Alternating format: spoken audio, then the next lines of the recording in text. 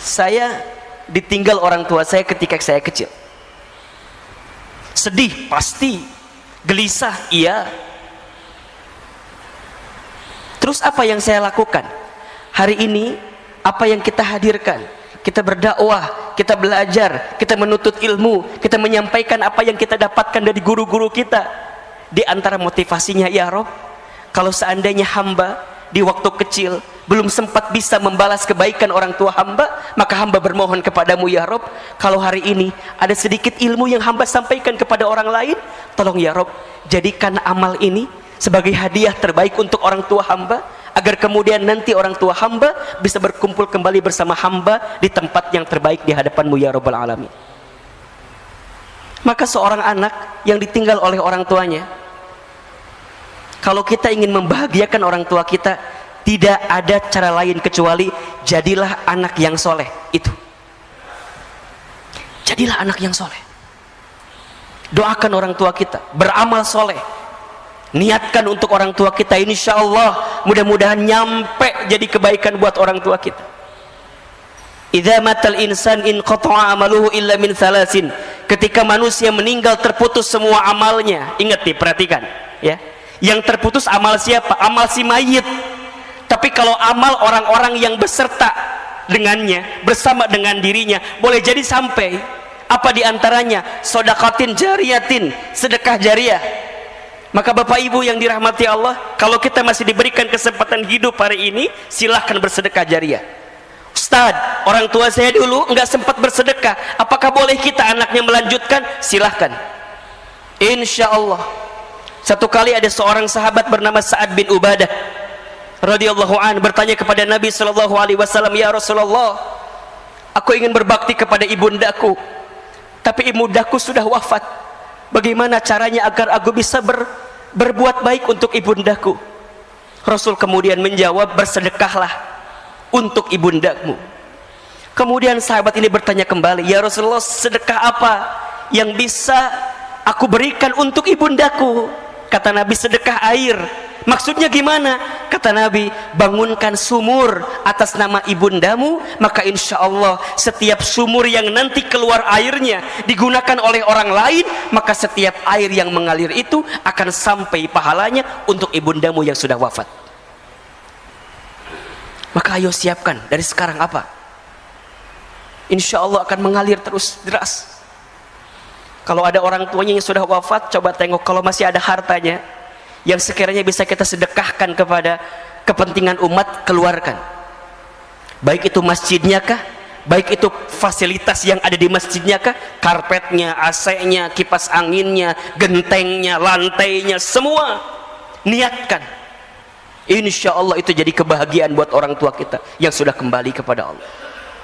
Aw ilmin yuntafa'uh bih, ilmu yang diamalkan tidak akan pernah terputus. Sampai yang ketiga, waladin solihin yad'ulah, anak soleh yang mendoakan. Ketika memaknai anak soleh yang mendoakan ini tidak terbatas pada anak kandung.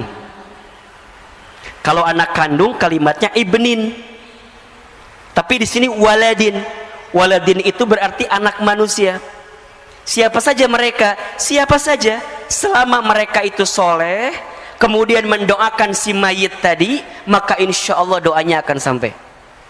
Kalau ada seorang dosen misalnya, saya dosen, saya punya mahasiswa misalnya, kemudian saya kembali kepada Allah, mahasiswa saya soleh, mereka mendoakan saya, maka insya Allah doanya sampai. Itulah waladin solihin. Kalau ada seorang bos, seorang atasan, punya karyawan, kemudian atasan ini kembali kepada Allah, wafat, karyawannya soleh, kemudian karyawannya mendoakan bagi si bos yang tadi meninggal, maka doanya sampai. Apa syaratnya? Satu, soleh; dua, doakan. Pesannya apa? Selama kita hidup, selama itulah kita harus memperbanyak teman dan sahabat yang soleh. Agar apa? Agar saat kita kembali kepada Allah, ada yang mendoakan kita dengan kesolehan dan kebaikan. Sekarang coba evaluasi, cek kontak handphone kita, cek grup WhatsApp kita, cek teman sosial media kita. Apakah banyak di antara mereka yang soleh? yang kelak kalau kita kembali kepada Allah mereka mendoakan kita. Bapak Ibu, saya itu dalam beberapa hari ke belakang tuh banyak merenung begini. Ya Rob, kalau seandainya usia saya sampai hari ini, apakah akan ada ya orang yang mendoakan saya atau tidak? Apakah akan ada orang yang membuatkan ID Zoom kemudian mendoakan saya dalam Zoom yang diundang melalui Zoom yang hari ini sering kali kita lihat? Bapak Ibu sering lihat kan sekarang ya, takziah virtual itu yang kemudian kita doa bersama gitu ya di Zoom. Sekarang pertanyaannya adalah, kalau Bapak Ibu yang kembali kepada Allah, apakah akan ada orang yang mendoakan itu? Apakah akan ada orang yang join bersama Zoom yang diundang oleh keluarga kita atau tidak? Coba renungi ini. Coba renungi ini. Maka kita semua pasti akan berpisah Bapak Ibu. Selama kita hari ini masih bersama, ayo kita isi kebersamaan dengan kebaikan dan perbaikan ini. Gak boleh ada lagi iri, dengki, hasud, hasad. Gak boleh lagi, berhenti. Mau sampai kapan? Gak lama kok hidup kita di dunia ini, sebentar saja. Kalau ada orang yang pernah menyakiti kita, maafkan. Mau sampai kapan kita mendendam rasa kepada orang yang pernah menyakiti kita? Belajar memaafkan saja. Belajar hidup dengan mencintai satu sama lain. Kalau ada orang yang berbeda paham, selisih paham, berbeda pendapat, ya sudah, cukup pada berbeda pendapat saja.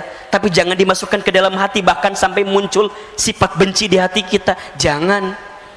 Sifat benci kepada orang lain yang kita tanam itu, itulah yang menjauhkan kita dari rahmat Allah Subhanahu wa ta'ala. Maka case close, bersih, selesai. Berpisah sebentar lagi kita. Maka ayo berdamai. Yang sering berantem, yang masih berantem, ya, berdamai, selesailah. Kita akan berpisah kok sebentar lagi. Yang ketiga wasiatnya, kata Jibril alaihissalam, ya Muhammad, wa'mal ma syi'ta fa innaka mazyun bih. Wahai Muhammad, lakukan saja apa yang ingin kamu lakukan, perbuat saja apa yang ingin kamu perbuat, tapi ingat, mazyun bih, kamu akan diminta pertanggungjawaban dari apa yang kamu lakukan. Apa yang perlu kita sadari? Banyak. Satu, sadar kalau kita hamba Allah yang sangat lemah. La haula wa la quwata illa billah. Apa yang kita mau sombongkan dalam hidup ternyata tidak ada yang pantas kita sombongkan, karena hakikatnya kita adalah manusia yang lemah. Yang kedua, Allah pengen kita sadar, boleh jadi selama ini banyak dosa-dosa yang pernah kita lakukan, banyak maksiat yang pernah kita kerjakan, sehingga kita harus sadar diri betul bahwa kita harus segera bertaubat kepada Allah. Akui kalau kita zolim, akui kalau kita salah. Bukankah sifat pengakuan diri terhadap kesalahan itu adalah sesuatu yang sangat disukai oleh Allah dalam diri kita? Ketika Nabi Adam alaihi salam itu dikeluarkan dari surga karena berbuat sesuatu yang dibenci oleh Allah, apa yang Nabi Adam melakukan? Berdoa dengan mengakui kesalahannya. Rabbana zalamna anfusana wa illam taghfir lana wa tarhamna lanakunanna minal khasirin. Rabbana zalamna, ya Rabb, zalamna, kami zalim. Akui salah. Ketika Nabi Yunus terlockdown di perutnya ikan paus, apa yang Nabi Yunus lakukan? Berdoa. Doanya apa? Pengakuan tentang kesalahan, tentang kekurangan. Diabadikan juga dalam Al-Quran. La ilaha illa anta subhanaka inni kuntu minadh-dhalimin. La ilaha illa anta, tiada Tuhan selain engkau ya Allah. Subhanaka, maha suci engkau. Inni, sesungguhnya aku, kuntu minadh-dhalimin, aku berada dalam golongan orang-orang yang zalim, salah. Akui kalau kita banyak dosa, Akui kalau kita banyak salah, sadar diri. Wa ma asabakum min musibatin fabima kasabat aydikum wa ya'fu an katsir. Dalam surat Asy-Syura ayat 30 Allah sampaikan, dan apa-apa musibah yang menimpa kamu sekalian itu disebabkan oleh apa? Oleh ulah perilaku tangan kamu sekalian. Tuh. Berarti apa Ustaz? Kita banyak dosa? Iya, banyak salah. Siapa yang paling banyak dosanya? Saya. Gitu. Siapa yang paling banyak dosa? Siapa yang paling banyak dosa? Siapa yang paling banyak dosa? Saya. Jangan sibuk dengan aib orang, jangan sibuk dengan dosa orang lain, sibuklah dengan dosa kita karena kita banyak dosa. Terus gimana Ustadz? Ya, walaupun kita banyak dosa, kita yakin Allah Maha Pengampun, kan itu. Maka apa yang ketiga? Sadar diri bahwa tidak ada yang bisa menolong kita kecuali siapa? Allah. Itu. Di tengah kondisi ujian ini Allah pengen kita makin berserah kepada Allah, makin yakin ke Allah, makin bersandar ke Allah. Jangan-jangan selama ini kita jauh dari Allah. Akui kita lemah, akui kita banyak dosa. Yang ketiga, akui, sadar kalau kita butuh pertolongan Allah Subhanahu wa ta'ala, karena tidak ada yang bisa menolong kita kecuali Allah. Hasbunallah wa ni'mal wakil, ni'mal maula wa ni'man nasir. Itu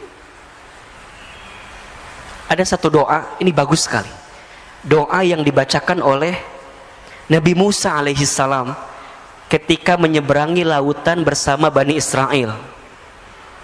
Boleh Bapak Ibu amalkan doa ini ya. Hafal nggak doanya? Pernah dengar belum kira-kira ya? Doanya, Allahumma lakal hamdu wa ilaikal mustaka wa antal musta'an wa la hawla wa la quwwata illa billahil aliyyil azim. Coba saya sekali, Bapak Ibu sekali.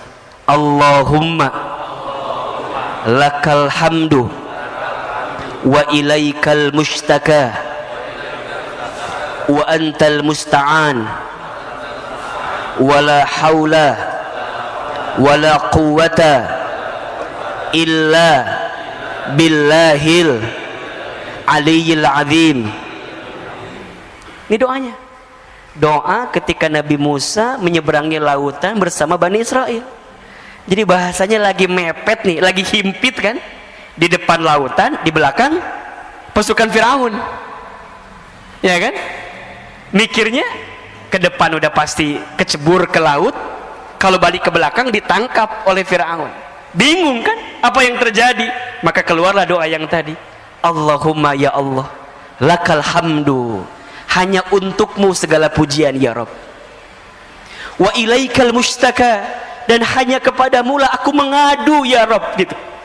Hanya kepadamu lah aku curhat, hanya kepadamu lah aku menggelisahkan urusanku, masalahku, kesulitanku, persoalanku, bebanku. Wa ilaikal mustaka, hanya kepadamu ya Allah mustaka, ishtaka ya Rabb, aku ngadu, aku ngeluh ya Rabb. Bapak Ibu, ngeluh tuh boleh apa enggak? Boleh, asalkan ngeluhnya sama siapa? Punten. Ngeluh sama Allah boleh, berarti doa.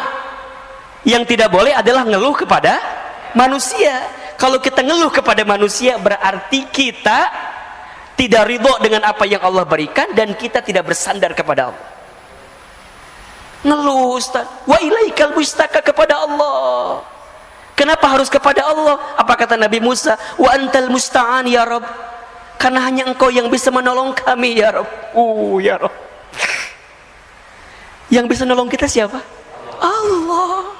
Wala haula wala quwwata illa billah, sungguh tidak ada daya upaya, tidak ada kemampuan kecuali engkau ya Rabb yang memberikan kemampuan kepada kami. Maka hari ini Bapak Ibu yang dirahmati Allah Subhanahu wa ta'ala, kita diajarkan untuk benar-benar bersandar kepada Allah. Hati-hati ya. jangan bersandar kepada selain Allah. Berharap kepada manusia adalah patah hati yang disengaja. Kalau ingin bahagia, berharapnya sama Allah saja. Hari ini kita berharap kepada apa yang kita lakukan juga salah, tapi berharaplah kepada Allah. Di tengah pandemi, prokes jalan terus, harus. Itu ikhtiar kita. Vaksin, bismillah, jalan terus.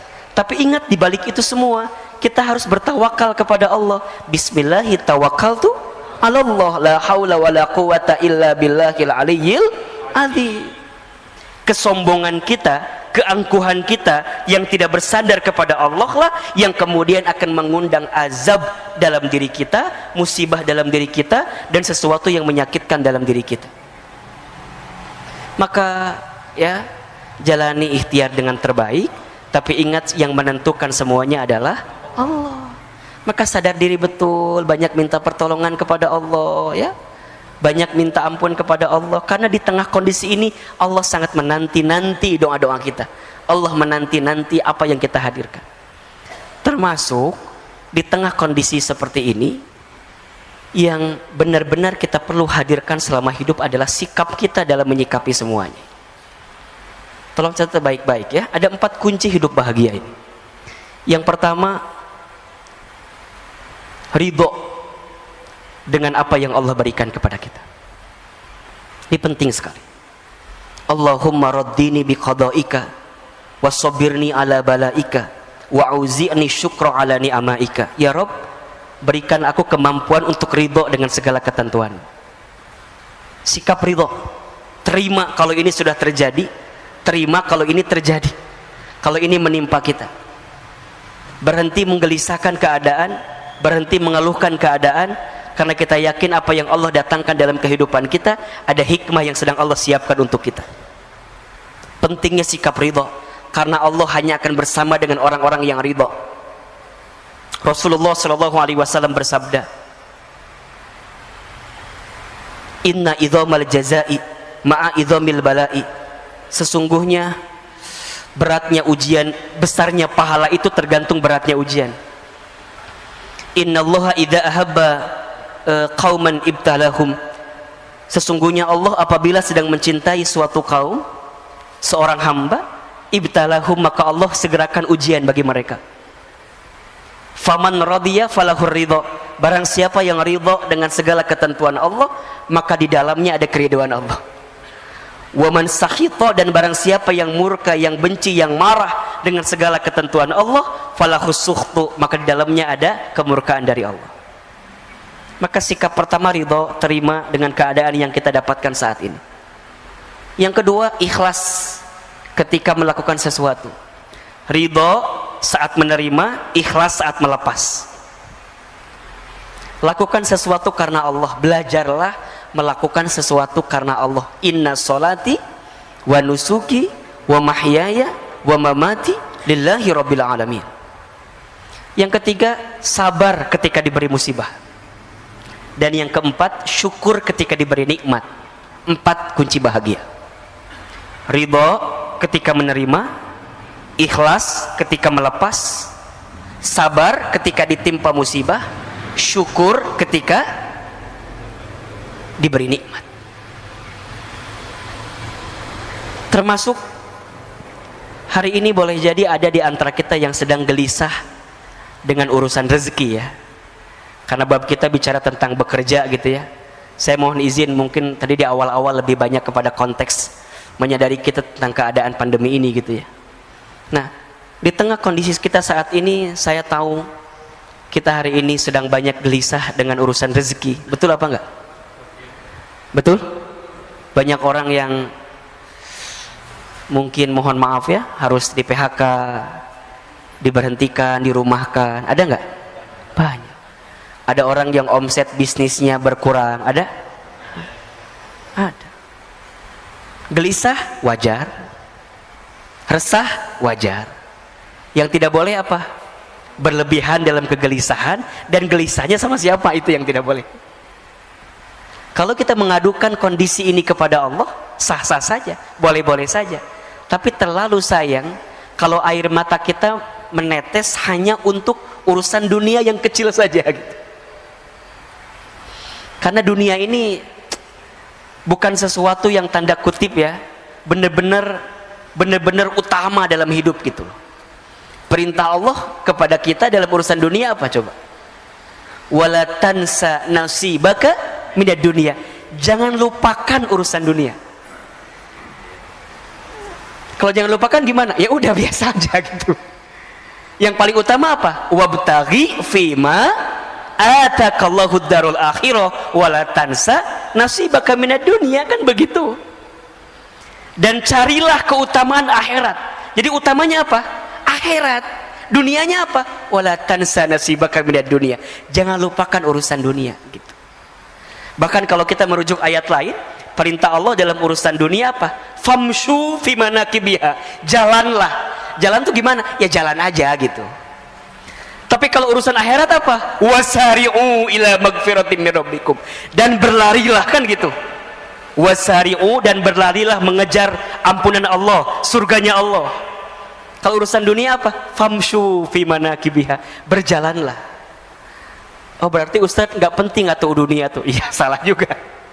Dunia itu penting, tapi bagaimana cara kita meletakkan kepentingan dunia, itu yang harus proporsional. Hari ini urusan rezeki, gimana cara menyikapinya Ustadz? Galau betul, gelisah betul Ustadz, bingung Ustadz. Tentang rezeki ya, catat, ada 4 sikap yang perlu kita hadirkan.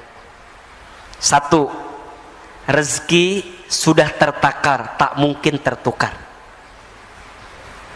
Ulangi apa Bapak Ibu? Saya sekali, Bapak Ibu sekali ya. Rezeki sudah tertakar. Rezeki sudah tertakar, tak mungkin tertukar. Yakin atau tidak? Percaya atau tidak? Serius? Benar? Betul? Terus kenapa masih gelisah? Cicilan belum dibayar Ustaz. Apa Bu? Ustaz, apakah setiap manusia yang hidup sudah tertakar rezekinya? Sudah. Surat Hud ayat 6, perhatikan. Surat Hud ayat 6. Ini ayat yang kalau saya lagi gelisah urusan rezeki, Bapak Ibu, Ahilman juga sering gelisah urusan rezeki. Manusia biasa. Kalau saya sedang gelisah, saya buka ayat ini. Ya. Apa kata Allah? A'udzubillahi minasyaitonirrajim. Bismillahirrahmanirrahim. Wa ma min dabbatin fil ardi illa 'alallahi rizquha. Tuh. Wa ma min dabbatin, dan tidak ada makhluk yang melata hidup fil ardi, di muka bumi. Jadi bahasa gampangnya, makhluk yang melata aja gitu. Makhluk yang melata aja gitu. Apalagi kita yang tidak melata. Kita melata atau tidak? Yang melata contohnya apa? Apa Bu yang melata? Cicak. Cicak ada rezekinya atau tidak? Rezeki cicak apa? Nyamuk. Nyamuknya datang sendiri atau cicak yang nyamperin nyamuk?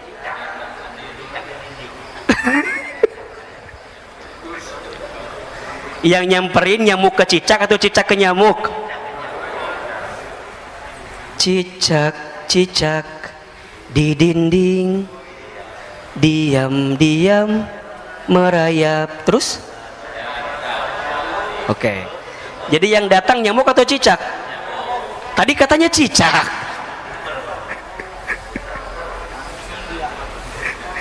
Tidak usah memperdebatkan nyanyian itu lah ya. Bapak Ibu, ini banyak orang yang lupa tuh. Ada konteks yang pertamanya apa? Cicak di mana kerjanya? Kantor cicak di mana? Di dinding. Ya. Apa kerjaan cicak? Diam-diam merayap. Ini ada diam-diam merayap. Itu ikhtiar atau bukan? Itu usaha atau bukan? Ya. Ya, betul nggak? Ya, konteksnya sebelum ke sana nih. Nanti itu akan ada pada sikap kedua. Sikap pertamanya, illa 'alallahi rizquha, dan setiap manusia yang hidup, makhluk yang hidup, bahkan yang melata pun 'alallahi rizquha, dijamin oleh Allah rizkinya. Maka kalau hari ini ayah, bunda, bapak, ibu, kita semua jamaah yang hadir masih diberikan kesempatan hidup oleh Allah, maka di saat yang bersamaan Allah masih menyiapkan jatah rezeki untuk kita. Kalau hari ini kita masih bangun dari tidur kita, masih membuka mata kita, masih menghembuskan nafas kita, maka di saat yang bersamaan tolong catat baik-baik, masih ada jatah rezeki untuk kita. Karena seseorang tidak akan pernah diwafatkan oleh Allah sebelum habis jatah rezekinya. Berarti kalau sekarang kita masih hidup, masih ada rezeki bagi kita atau tidak? Yakin masih ada? Apa rezekinya? Bukankah membuka mata rezeki? Bukankah bernapas rezeki? Bukankah kita melihat keluarga rezeki? Bukankah kita masih punya sahabat rezeki? Bukankah kita masih bisa menikmati hidup adalah rezeki? Jangan pernah membatasi rezeki pada sifat yang bentuknya materi saja. Terlalu kecil, terlalu kerdil kalau kita membatasi rezeki pada bab yang sifatnya rupiah saja, yang pada sifat duitnya saja. Gaji terbatas, tapi rezeki Allah tidak terbatas. Gaji ada selipnya, tapi rezeki tidak ada selipnya. Gaji ada tanggal bulannya, tapi rezeki tidak ada tanggal bulannya. Setuju atau tidak? Yakin? Paham? Jadi kalau hari ini kita masih hidup, masih ada rezeki atau tidak? Tuh, kenapa insya Allah jawabannya? Kadang-kadang insya Allah nggak yakin gitu loh. Yakin. Maka apa sifat yang kedua sikapnya? Ikhtiar. Wa alaisa lil insani illa ma sa'a. Dan seseorang tidak akan mendapatkan sesuatu kecuali apa yang diusahakannya. Gitu. Maka yakin di hati rizkinya masih ada, tapi jangan diem. Tenang aja lah, udah ada kok. Gak bisa. Kerja, jalan, ikhtiar, usaha. Tapi kan Ustadz usaha apa tuh sekarang mah? Nah, ada nggak bahasa kayak gitu tuh? Ustadz usaha apa sekarang mah? Nggak ada Ustadz. Yang ada malah kita di PHK Ustadz. Ada nggak yang kayak gitu tuh? Berhenti, ganti kalimatnya. Bapak Ibu hadirin yang boleh jadi hari ini diberhentikan dari pekerjaannya, boleh jadi ini adalah waktu kita untuk memulai usaha atau dagang kita. Ayo belajar saja, bekerja saja apa yang bisa kita hadirkan. Kalau ada teman kita misalnya mohon maaf yang dia punya barang apa, kita bilang boleh nggak saya jadi resellernya, jualan. Kita punya banyak teman di kontak kita. Masa sih dari sekian banyak teman gak ada yang mau beli? Dari 500 teman kita di sini, coba tawarin aja dulu dah. Masa nggak nyangkut 1-2 mah? Itu ikhtiar kita. Tapi konteksnya ingat yang pertama, dalam ikhtiar jangan menuhankan ikhtiar. Jelas gak kira-kira? Jangan menuhankan ikhtiar, tetap menuhankannya Allah. Ikhtiar kita hanyalah wasilah kita saja untuk menunaikan apa yang Allah perintahkan kepada kita. Ada yang nanya gini, Ahilman, iya, kan katanya rezeki sudah tertakar, tak mungkin tertukar, sudah dijamin. Terus untuk apa kita bekerja? Ada nggak yang suka nanya begitu tuh? Ini pertanyaan pasrah namanya tuh. Coba saya mau tanya, Bapak Ibu, kenapa kita masih bekerja? Kenapa kita masih berusaha? Hah? Karena itu ikhtiar. Kenapa harus ikhtiar? Kan katanya rezeki sudah dijamin.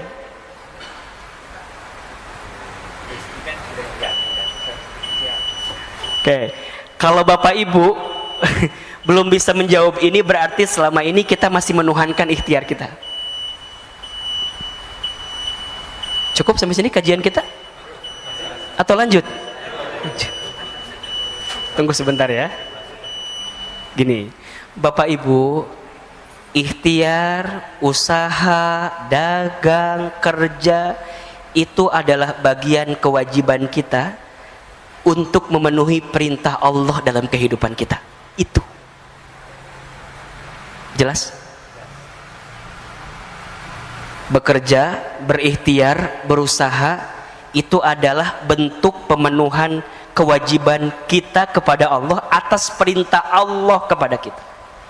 Allah memerintahkan kita untuk bekerja, Allah memerintahkan kita untuk berikhtiar, Allah memerintahkan kita untuk berusaha, gitu. Tapi Allah tidak minta kita menentukan hasilnya, karena hasilnya Allah yang sudah menakarnya. Betul? Justru kalau kita tidak bekerja, kita akan diminta pertanggungjawaban oleh Allah karena kita nggak bekerja, karena kita nggak berusaha, karena kita nggak berikhtiar. Seorang suami, seorang ayah, kepala keluarga, di rumah tangga, di keluarganya, apa di antara kewajiban kita sebagai seorang suami? Bekerja, mencari nafkah, itu kewajiban. Berarti kalau kita tidak bekerja, tidak mencari nafkah, kelak kita akan dihisab oleh Allah Subhanahu wa taala. Hei Hilman, misalnya, kamu jadi suami, kamu jadi ayah, kamu nggak bekerja, kamu nggak mencari nafkah, kamu nggak berusaha, kamu ngapain aja? Itu yang akan ditanya. Jadi hari ini kita bekerja, hari ini kita berusaha, adalah bentuk pemenuhan kewajiban kita kepada Allah. Ya Rob, hamba bekerja, hamba berikhtiar, tapi hamba yakin ya Rob, hasilnya Engkau yang menentukan segalanya. Maka disinilah harus ada sikap yang benar-benar confirm gitu loh. Rizki Allah yang jamin, kita hanya berikhtiar menjalankannya. Nah, tinggal nanti yang ketiga, ikhtiar yang seperti apa yang Allah sukai, kan begitu. Ikhtiarnya adalah ikhtiar yang tidak membuat kita jauh dari Allah. Ikhtiar apa? Ikhtiar dengan kekuatan takwa kepada Allah. Maka dalam dia ikhtiar, apa yang dia perhatikan? Bukan banyak sedikitnya harta yang dia dapatkan, bukan. Apa yang dia pikirkan? Halal haramnya, berkah tidaknya, surga nerakanya, baik tidaknya, itu yang dia pikirkan. Bukan banyak sedikit, tapi yang dia pikirkan, ini berkah nggak ya? Ini halal tidak ya? Itu jadi pertimbangan betul. Kenapa? Karena bekerja yang dihiasi dengan ketakwaan kepada Allah, maka itulah yang akan mengantarkan keberkahan dalam hidupnya. Wa may yattaqillah yaj'al lahu makhraja wa yarzuqhu min haitsu la yahtasib. Dan barang siapa yang bertakwa kepada Allah, dalam bekerjanya ada ketakwaan kepada Allah. Satu, dia tidak meninggalkan perintah Allah, tahu betul mana prioritasnya. Ketika datang panggilan azan, panggilan sholat, kemudian dia berhenti sejenak, tunaikan perintah Allah. Ketika memilah-milih pekerjaan, maka dia pilih-pilih benar-benar pekerjaannya. Bukan hanya gajinya besar atau kecil, bukan, tapi ini berkah nggak ya? Ini halal nggak ya? Ustadz, apa itu ukuran berkah? Dua ukuran berkah itu. Satu, berkah itu kan maknanya ziyadatul khair ya, bertambahnya kebaikan. Ada dua indikatornya. Satu, bertambah ketaatan kita kepada Allah. Yang kedua, bertambah manfaat kita kepada manusia. Nah, itu berkah tuh. Jadi kalau hari ini Bapak Ibu ingin mengukur apakah pekerjaan saya berkah, apakah harta saya berkah, lihat dua hal tadi. Satu, apakah membuat kita makin dekat dan taat ke Allah atau tidak. Kalau dengan pekerjaan ini malah kita malah jauh dari Allah, melakukan semua yang Allah larang, malah di dalamnya mohon maaf ada dosa, ada maksiat, nggak berkah sebanyak apapun yang kita dapatkan. Dan yang kedua, bermanfaat bagi manusia yang lain. Tinggal yang keempat, nanti hasilnya apa? Kita serahkan hasilnya kepada Allah. Yakin rezeki dijamin oleh Allah. Dua, ikhtiar sebagai bentuk kewajiban kita atas perintah dari Allah. Yang tawakal itu adanya di awal, di tengah, atau di akhir? Di mana? Di semuanya. Tawakal sebelum ikhtiar. Apa contohnya? Apa? Doa. Ya kan? Niatnya benar. Hari ini kita sholat subuh, sebelumnya sholat tahajud. Ini tawakal sebelum ikhtiar kita gitu loh. Datangi Allah, ketuk pintu langitnya, angkat kedua telapak tangan, munajat kepada Allah, minta sama Allah. Kadang-kadang fokus kita lebih sibuk kepada pekerjaan kita, tapi kita nggak ngetuk pintunya Allah sebelum kita bekerja. Kita ini kadang-kadang kalau ketinggalan kereta, sibuknya minta ampun. Tapi kita lupa ini untuk menengadahkan tangan, untuk bermohon kepada Allah dengan urusan-urusan dunia kita agar Allah menuntun kita. Maka ada tawakal sebelum ikhtiar. Bagaimana caranya? Datangi Allah, bangun di sepertiga malam, sholat tahajud, munajat, zikir, doa, muhasabah, nangis di hadapan Allah. Mohon maaf, kalau kita menginginkan sesuatu tapi masih belum terbukti dengan sholat tahajud kita, berarti kita masih belum serius, belum bersungguh-sungguh menginginkan sesuatu yang kita mintakan kepada Allah. Maka hari ini Bapak Ibu, sahabat saya yang sedang sulit urusan dunianya, urusan rezekinya, ayo bangun di sepertiga malam, minta sama Allah. Nangis kalau bisa. Bukankah waktu sepertiga malam itu adalah waktu yang sangat istimewa? Janji Allah kepada kita surat Al-Isra 79. Wa minal laili fatahajjad bihi nafilatan laka asa ayyab'asaka rabbuka maqaman mahmuda. Dan di waktu malam fatahajjad bihi, bangunlah kamu. Untuk apa? Dirikan salat tahajud nafilatan laka, sebagai tambahan untuk dirimu.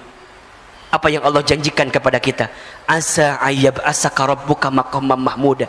Maka niscaya Allah akan angkat derajat hidupmu maqaman mahmuda, ke tempat yang mulia. Ayo bangun, bangun.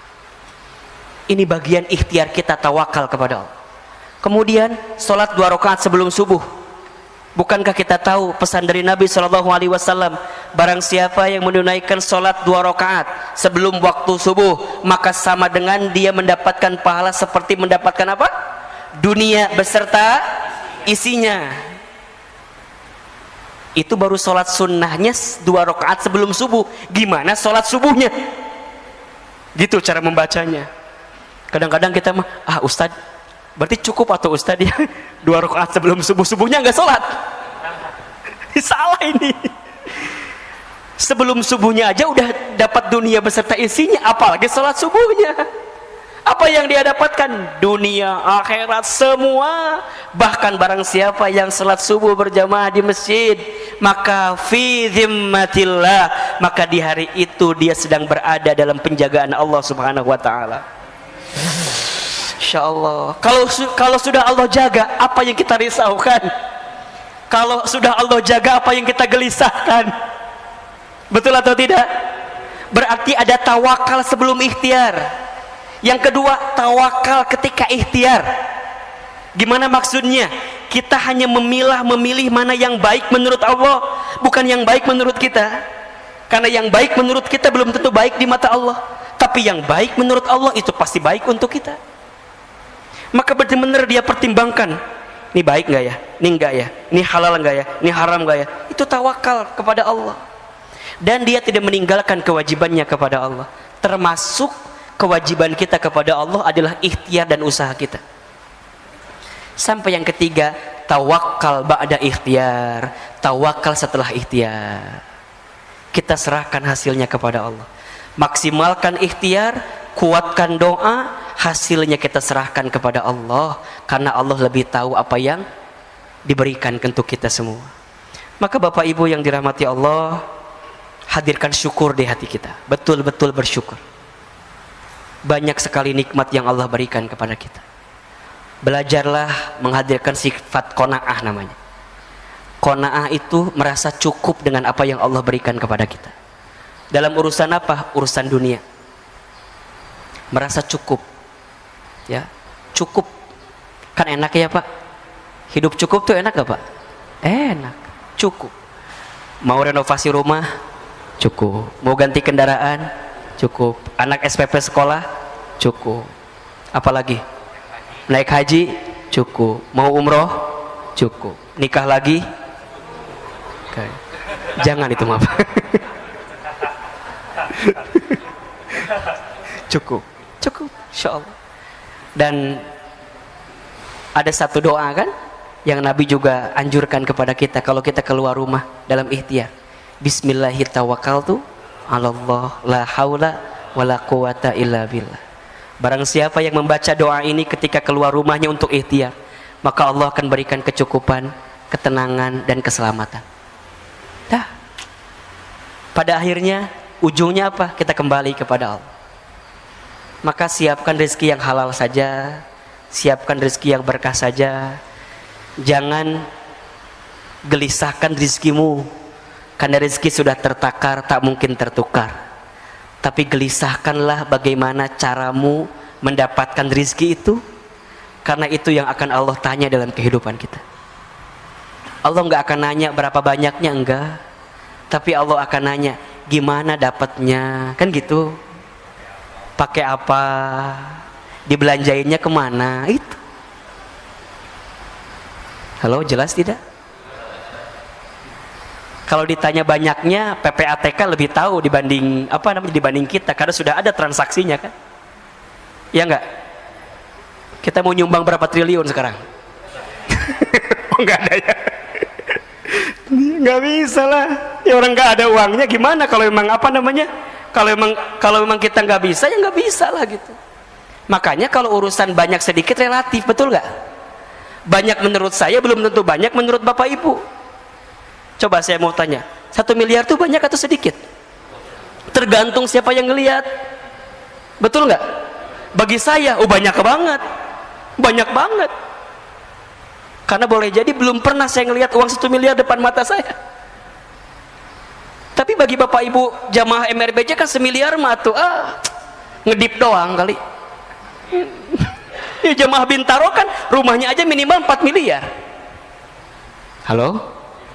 Halo, jelas tidak? Terus apa yang kita gelisahkan sekarang? Halo? Apa yang kita gelisahkan? Kita masih Ustadz, susah. Itu. Saya sering kali ketemu orang itu Bapak Ibu. Kalau ketemu tuh gelisah gitu loh. Ustadz, susah sekarang hidupnya. Ya Allah, rumah dia segede Alaihim. Rumahnya segede Alaihim masih ngomong susah. Ya Allah. Saya bilang, Bapak di mana rumahnya? Bintaro. Sektor berapa? 9. Sektor 3. Masih ngomong susah. Ya Rob, gimana saya? Yang rumahnya bukan di Bintaro. Sekarang nggak tahu, besok mungkin di Bintaro kali. Ini banyak yang amin harus beli rumah di Bintaro kayaknya. Jadi masih ngomongin susah. Ya Rob, coba deh mulai hari ini bicaranya, Ustadz, alhamdulillah di tengah pandemi ini bahagia betul. Enak gak kalimat begitu? Enak, walaupun susah, tapi kalimatnya bahagia, nular ke kita Pak, nular. Bapak ketemu orang yang ngomongnya negatif mulu tuh, ngaruh ke kita, ngaruh betul. Bapak ketemu orang ngomongnya curhat terus, gelisah terus, urusan dunia, capek nggak Pak? Capek. Kita juga sama Pak. Masa kita harus ngomong dua-duanya? Ustaz, saya tuh lagi susah. Pak, Ustaz juga lagi susah. Ribet lah kalau begitu. Makanya saya mohon izin ya, mungkin Bapak Ibu yang sering ngobrol sama saya di MRBJ gitu ya, para pengurus, rasa-rasanya nanti kalau saya bicara selalu optimis aja gitu loh. Udah bismillah aja, yakin aja, sok ya, gitu. Minimal nyemangatin, walaupun belum tentu juga gitu Pak. Karena kalau kita negatif semua. Tapi kalau kita bicaranya yakin, optimis, positif, naikin imun, minimal naikin imun. Makanya Bapak Ibu nih punten ya, yang sering update status, udahlah, sekarang statusnya yang baik-baik aja dah. Jangan bikin status yang bikin kita gelisah galau, jadi penyakit buat kitanya. Makanya kalau ada yang statusnya nggak jelas, udah delete aja dah. Gak usah jadi teman kita, pusing. Imun kita turun Pak. Coba Bapak dapat berita yang kira-kira hoax dan segala macam, ngaruh nggak Pak? Ngaruh. Malah kalau bisa mah udahlah, sosial media distancing lah, matiin lah, liur. Pusing nggak kira-kira? Pusing. Coba Bapak Ibu ada status begini nih, gini nih contohnya nih, lapar. Status macam apa itu ya? Lapar. Tinggal makan gitu ya. Kalau ada itu juga. Kalau nggak ada gimana? Bukan, Bapak kirim GoFood ke dia gitu loh. Ini cuma baca doang. Oh, alhamdulillah masih ada yang lapar. Ya Allah, berarti sama saya lapar juga. Bismillah, yakin. Oh ya Allah, ternyata ada juga kondisi yang begini. Doakan. Ayo, kalau kita berlebih harta, berikan. Coba, nggak pernah akan habis, Pak. Ya, harta itu kan dibagi 3 ya. Ada harta yang dimakan, ujungnya jadi kotoran, kan begitu ya. Ada harta yang disimpan, ujungnya jadi apa? Jadi simpanan. Kalau kita meninggal jadi apa? Jadi warisan. Kalau anak kita soleh jadi apa? Jadi kebaikan. Kalau anak kita salah, jadi sengketaan. Berantem dah, ya enggak? Yang ketiga, harta yang kita amalkan, yang jadi bekal kita sedekahkan, itu yang akan jadi jalan kita menuju Allah kelak nantinya. Maka ayolah hidup secukupnya saja, hidup yang cukup. Insya Allah mudah-mudahan kita lebih tegar, lebih yakin ya. Maka nasihatnya adalah kalau kita senang, senang sekedarnya. Kalau kita sedih, sedih sewajarnya, kan gitu. Pada akhirnya semua akan berhenti, pergi dan selesai. Kuncinya ridho saat menerima, ikhlas saat melepas, syukur saat diberi nikmat, sabar saat diberi musibah. Mudah-mudahan Allah berikan karunia kepada kita semua. Dan tentu kita berharap kepada Allah, setiap hari yang kita jalani adalah hari-hari yang kita isi dalam kebaikan dan perbaikan. Maka orang beriman yang cerdas dalam hidupnya adalah dia yang paling banyak mempersiapkan bekal untuk kehidupan setelah kehidupan dunia ini. Rasulullah SAW pernah menyampaikan, satu kali Rasul pernah ditanya oleh seorang, ya Rasulullah, siapakah orang beriman yang paling utama hidupnya, yang paling mulia hidupnya? Maka Rasulullah SAW kemudian menjawab, orang beriman yang paling mulia, yang paling utama hidupnya adalah ahsanuhum khuluqa, yang paling baik akhlaknya. Kemudian seseorang itu bertanya kembali, lantas siapakah orang beriman yang paling cerdas dalam hidupnya? Maka Rasulullah SAW kemudian menjawab, yang paling cerdas dalam hidupnya adalah dia yang paling banyak ingat mati dan mempersiapkan bekal kematiannya. Allahu Akbar. Bapak Ibu yang dirahmati Allah, dalam beberapa hari kebelakang, bulan kebelakang, kita banyak mendengar kabar saudara kita, sahabat kita, teman kita, tetangga kita yang sudah dipanggil usianya oleh Allah Subhanahu wa taala, baik karena wabah COVID-19 atau karena penyakit yang lain. Apa sebenarnya renungan yang bisa kita dapatkan? Tentu yang paling utama adalah membuat kita harus semakin ingat, merenung bahwa kita semua juga sama, tinggal menunggu detak-detik perjumpaan dengan kematiannya saja. Yang membedakan mereka yang sudah diambil usianya dengan kita adalah hanya waktu take off-nya saja, hanya waktunya saja. Beliau lebih duluan, kita barangkali belum diberikan kesempatan untuk itu. Hanya kita semua percaya bahwa kita semua pasti akan berjumpa dengan bab yang namanya kematian itu. Kullu nafsin dha'iqatul maut. Setiap yang bernafas, setiap yang berjiwa pasti akan meninggal, pasti akan mati. Maka ada 3 wasiat yang pernah disampaikan oleh malaikat Jibril alaihi salam kepada baginda Nabi Muhammad sallallahu alaihi wasallam, yang saya kira wasiat ini perlu kita renungi juga oleh kita sebagai umat Nabi sallallahu alaihi wasallam agar kita bisa menjalani hidup dengan tenang dan bahagia. Ahilman, apa wasiatnya? Ada 3. Yang pertama, kata Jibril, ya Muhammad, wahai Muhammad, ishma syi'ta fa innaka mayyitun. Hiduplah kamu sesuka kamu ingin hidup, silahkan. Tapi ingat, fa innaka mayyitun, kamu akan berjumpa dengan yang namanya kematian. Maka Bapak Ibu hadirin yang dirahmati Allah, setiap saat ketika kita masih diberikan kesempatan hidup di dunia oleh Allah, ingatlah bahwa kita pasti akan kembali kepada Allah. Inna lillahi wa inna ilaihi raji'un. Ya. Sehingga apa yang kita mintakan kepada Allah selama kita hidup, kita pengen bener hidup selamat di jalan Allah dan wafat dalam keadaan baik di jalan Allah. Kan doa yang sering kita bacakan itu kan, Allahumma inna nas'aluka salamatan fid din wa afiyatan fil jasad wa ziyadatan fil ilmi wa barakatan fil rizqi wa taubatan qablal maut wa rahmatan indal maut wa maghfiratan ba'dal maut. Allahumma hawwin alaina fi syakaratil maut wan najata minan nar wal afwa indal hisab. Hidup selamat, sehat afiat, ilmu bertambah, rizki barokah, taubat sebelum wafat, rahmat ketika wafat, ampunan setelah wafat. Ya Rabb, ringankan sakaratul kami ya Rabbal alamin. Itu yang kita mintakan.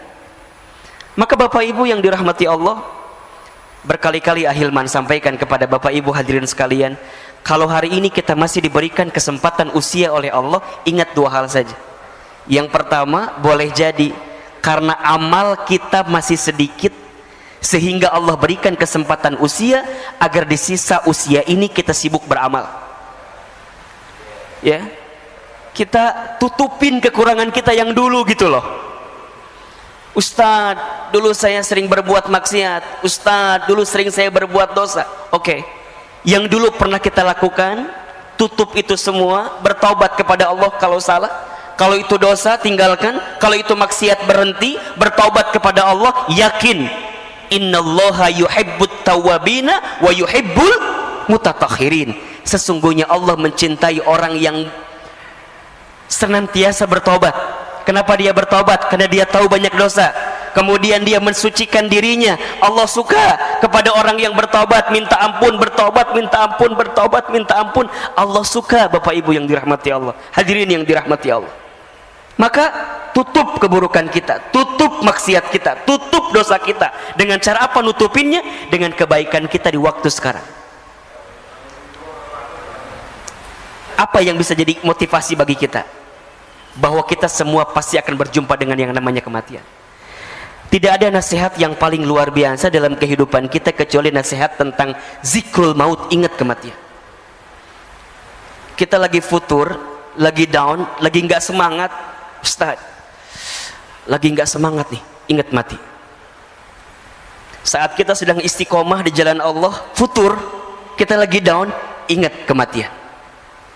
Saat kita dakwah, kemudian kita menyerah, Ustaz, capek lah dakwah ini, udahlah biarin aja yang lain. Shh, ingat kematian. Nggak lama hidup di dunia ini, sebentar saja. Maka kalau kita masih diberikan kesempatan usia, ingat boleh jadi amal kita masih sedikit, sehingga kita isi dengan amal-amal kebaikan ke depan. Atau yang kedua, boleh jadi karena dosa kita masih banyak, sehingga di sisa usia ini Allah minta kepada kita untuk banyak minta ampun, bertobat kepada Allah Subhanahu wa ta'ala. Maka perintah Nabi jelas sekali kan, jelas sekali ya, bertakwalah kalian kepada Allah haitsuma kunta, dimanapun kalian berada. Kemudian wa'at bi'is sayyi'ata bil hasanati tamhuha, dan ikutkanlah keburukan dengan kebaikan, maka niscaya kebaikan yang kamu lakukan bisa menutupi keburukanmu di masa lalu. Dan hadirkanlah akhlak yang baik selama hidup dengan akhlak yang Allah sukai dan senangi dalam kehidupan ini.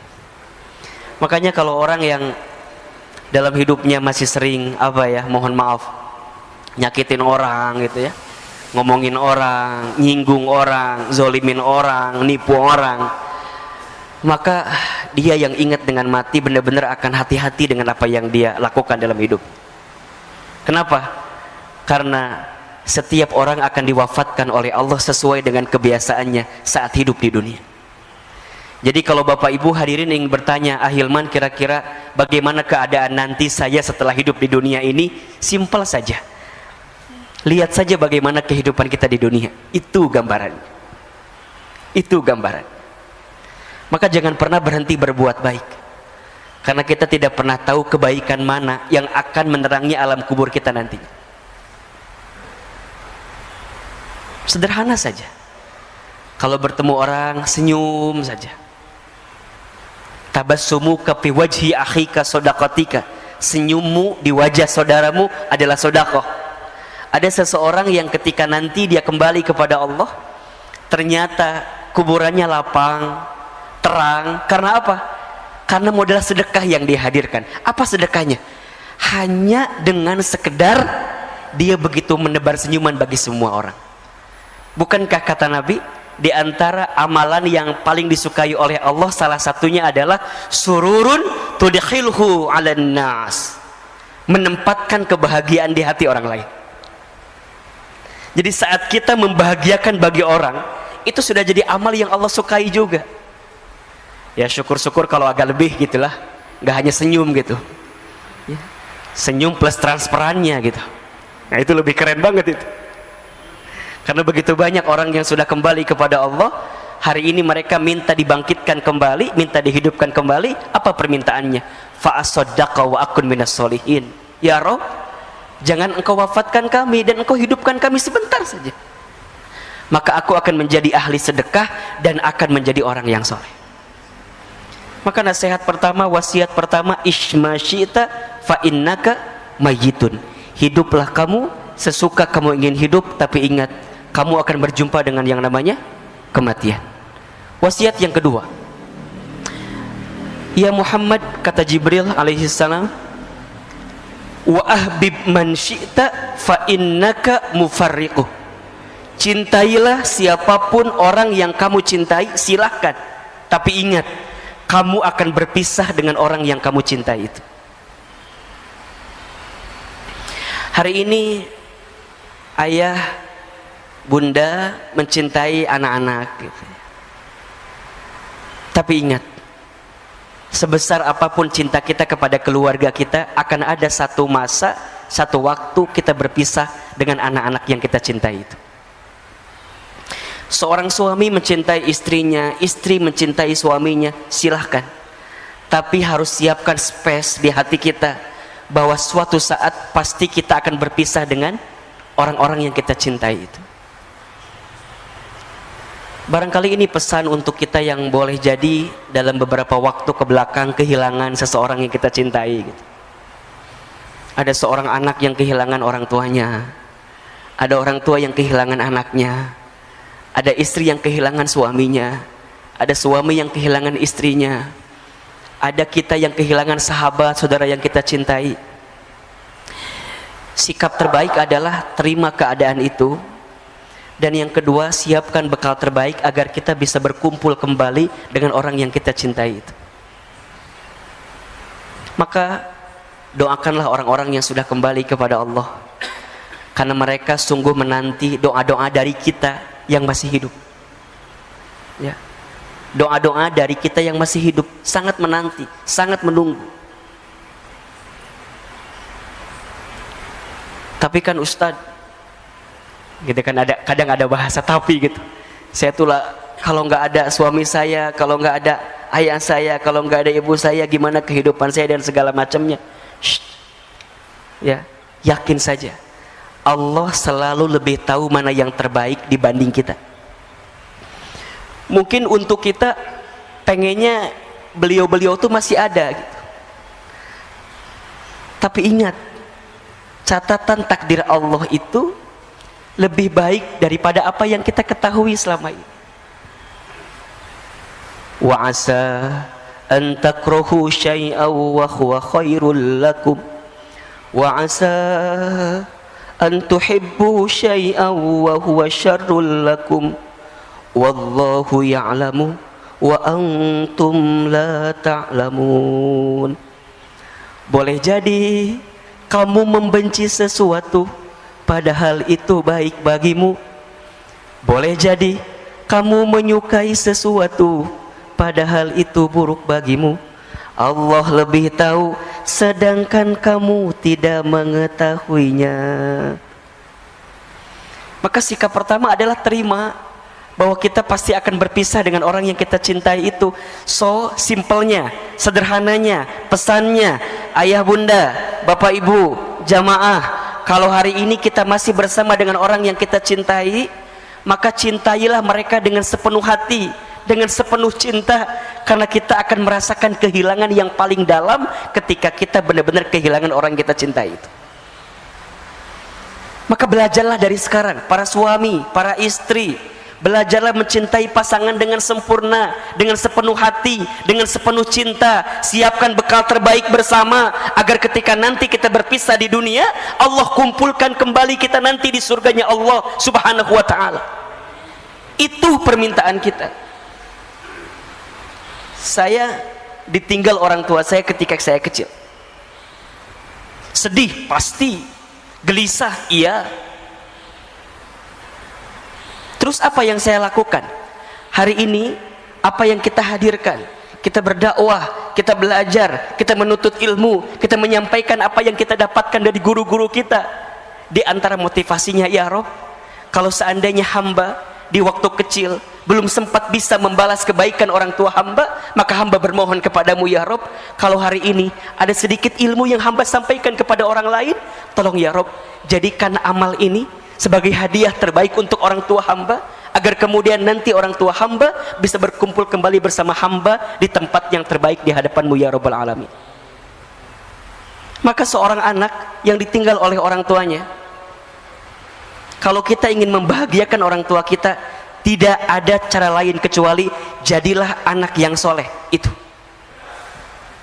jadilah anak yang soleh. Doakan orang tua kita, beramal soleh, niatkan untuk orang tua kita, insya Allah mudah-mudahan nyampe jadi kebaikan buat orang tua kita. Idza matal insan in qata'a amaluhu illa min thalasin. Ketika manusia meninggal terputus semua amalnya. Ingat nih, perhatikan ya. Yang terputus amal siapa? Amal si mayit. Tapi kalau amal orang-orang yang beserta dengannya, bersama dengan dirinya, boleh jadi sampai. Apa diantaranya? Sodaqatin jariyatin, sedekah jariah. Maka Bapak Ibu yang dirahmati Allah, kalau kita masih diberikan kesempatan hidup hari ini, silahkan bersedekah jariah. Ustaz, orang tua saya dulu enggak sempat bersedekah, apakah boleh kita anaknya melanjutkan? Silahkan, insya Allah.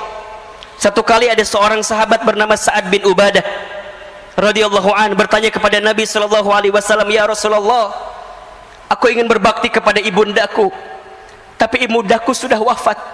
Bagaimana caranya agar aku bisa berbuat baik untuk ibundaku? Rasul kemudian menjawab, bersedekahlah untuk ibundamu.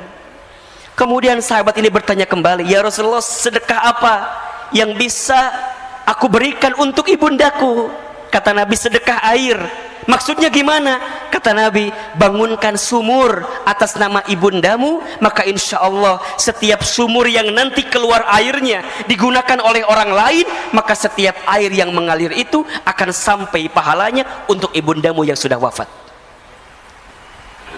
Maka ayo siapkan dari sekarang apa? Insya Allah akan mengalir terus deras.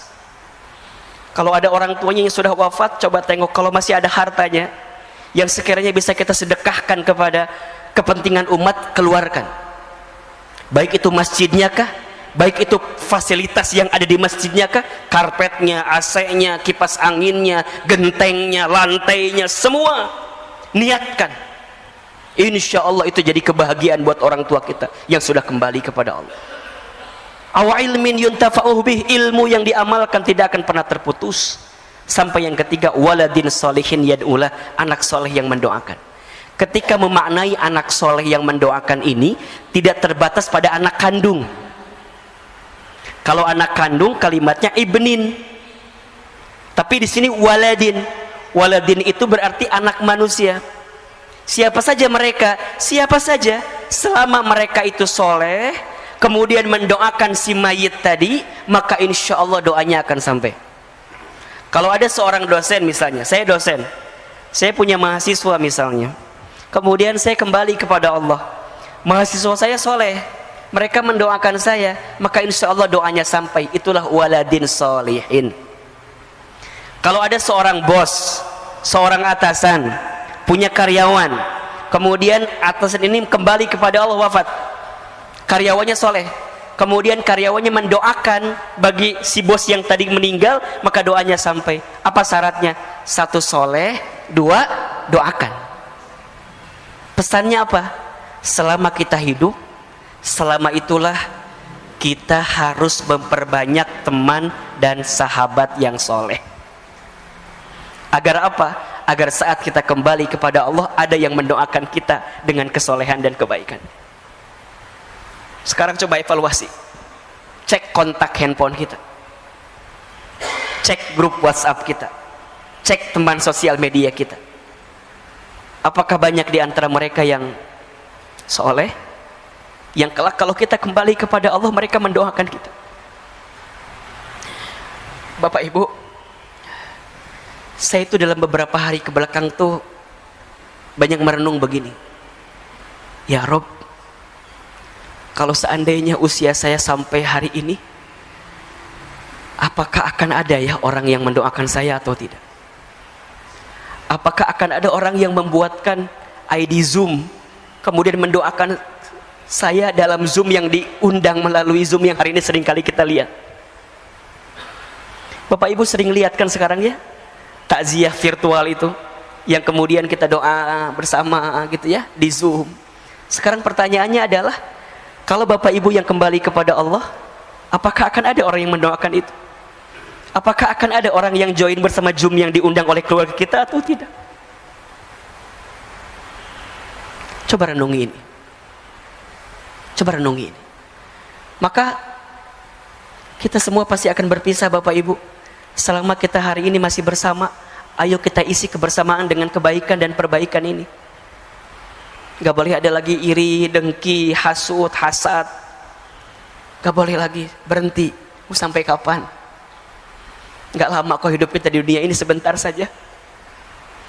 Kalau ada orang yang pernah menyakiti kita, maafkan. Mau sampai kapan kita mendendam rasa kepada orang yang pernah menyakiti kita? Belajar memaafkan saja. Belajar hidup dengan mencintai satu sama lain. Kalau ada orang yang berbeda paham, selisih paham, berbeda pendapat, ya sudah, cukup pada berbeda pendapat saja. Tapi jangan dimasukkan ke dalam hati, bahkan sampai muncul sifat benci di hati kita. Jangan. Sifat benci kepada orang lain yang kita tanam itu, itulah yang menjauhkan kita dari rahmat Allah Subhanahu wa ta'ala. Maka case close, bersih, selesai. Berpisah sebentar lagi kita. Maka ayo berdamai. Yang sering berantem, yang masih berantem, ya, berdamai, selesailah. Kita akan berpisah kok sebentar lagi. Yang ketiga wasiatnya, kata Jibril alaihissalam, ya Muhammad, wa'mal ma syi'ta fa innaka mazyun bih. Wahai Muhammad, lakukan saja apa yang ingin kamu lakukan, perbuat saja apa yang ingin kamu perbuat, tapi ingat, mazyun bih, kamu akan diminta pertanggungjawaban dari apa yang kamu lakukan. Apa yang perlu kita sadari? Banyak. Satu, sadar kalau kita hamba Allah yang sangat lemah. La haula wala quwata illa billah. Apa yang kita sombongkan dalam hidup ternyata tidak ada yang pantas kita sombongkan, karena hakikatnya kita adalah manusia yang lemah. Yang kedua, Allah pengen kita sadar, boleh jadi selama ini banyak dosa-dosa yang pernah kita lakukan, banyak maksiat yang pernah kita kerjakan, sehingga kita harus sadar diri betul bahwa kita harus segera bertaubat kepada Allah. Akui kalau kita zolim, akui kalau kita salah. Bukankah sifat pengakuan diri terhadap kesalahan itu adalah sesuatu yang sangat disukai oleh Allah dalam diri kita? Ketika Nabi Adam alaihi salam itu dikeluarkan dari surga karena berbuat sesuatu yang dibenci oleh Allah, apa yang Nabi Adam melakukan? Berdoa dengan mengakui kesalahannya. Rabbana dzalamna anfusana wa illam taghfir lana wa tarhamna lanakunanna minal khasirin. Rabbana dzalamna, ya Rabb, dzalamna, kami zalim. Akui salah. Ketika Nabi Yunus terlockdown di perutnya ikan paus, apa yang Nabi Yunus lakukan? Berdoa. Doanya apa? Pengakuan tentang kesalahan, tentang kekurangan. Diabadikan juga dalam Al-Quran. La ilaha illa anta Subhanaka inni kuntu minadz zalimin. La ilaha illa anta, tiada Tuhan selain Engkau ya Allah. Subhanaka, maha suci Engkau. Inni, sesungguhnya aku, kuntu minadz zalimin, aku berada dalam golongan orang-orang yang zalim, salah. Akui kalau kita banyak dosa, akui kalau kita banyak salah. Sadar diri. Wa ma asabakum min musibatin fabima kasabat aydikum wa ya'fu an katsir. Dalam surat Asy-Syura ayat 30 Allah sampaikan, dan apa-apa musibah yang menimpa kamu sekalian itu disebabkan oleh apa? Oleh ulah perilaku tangan kamu sekalian. Tuh. Berarti apa Ustaz? Kita banyak dosa? Iya, banyak salah. Siapa yang paling banyak dosanya? Saya. Gitu. Siapa yang paling banyak dosa? Siapa yang paling banyak dosa? Siapa yang paling banyak dosa? Saya. Jangan sibuk dengan aib orang, jangan sibuk dengan dosa orang lain. Sibuklah dengan dosa kita karena kita banyak dosa. Terus gimana Ustadz? Ya, walaupun kita banyak dosa, kita yakin Allah Maha Pengampun. Kan itu. Maka apa yang ketiga? Sadar diri bahwa tidak ada yang bisa menolong kita kecuali siapa? Allah. Itu. Di tengah kondisi ujian ini Allah pengen kita makin berserah kepada Allah, makin yakin ke Allah, makin bersandar ke Allah. Jangan-jangan selama ini kita jauh dari Allah. Akui kita lemah, akui kita banyak dosa. Yang ketiga, akui, sadar kalau kita butuh pertolongan Allah Subhanahu wa ta'ala, karena tidak ada yang bisa menolong kita kecuali Allah. Hasbunallah wa ni'mal wakil, ni'mal maula wa ni'man nasir. Itu ada satu doa, ini bagus sekali, doa yang dibacakan oleh Nabi Musa alaihissalam ketika menyeberangi lautan bersama Bani Israel. Boleh Bapak Ibu amalkan doa ini ya. Hafal nggak doanya? Pernah dengar belum kira-kira ya? Doanya, Allahumma lakal hamdu wa ilaikal mustaka wa antal musta'an wa la hawla wa la quwwata illa billahil aliyyil azim. Coba saya sekali, Bapak Ibu sekali.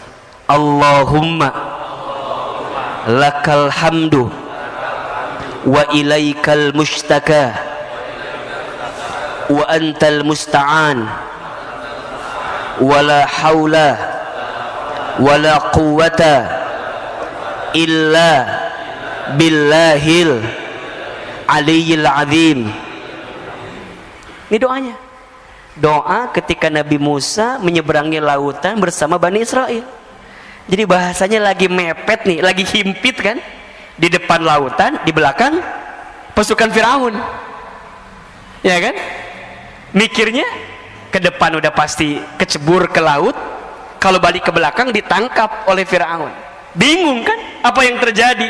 Maka keluarlah doa yang tadi, Allahumma ya Allah, lakal hamdu, hanya untukmu segala pujian ya Rabb, wa ilaikal mustaka, dan hanya kepadamu lah aku mengadu ya Rabb, gitu.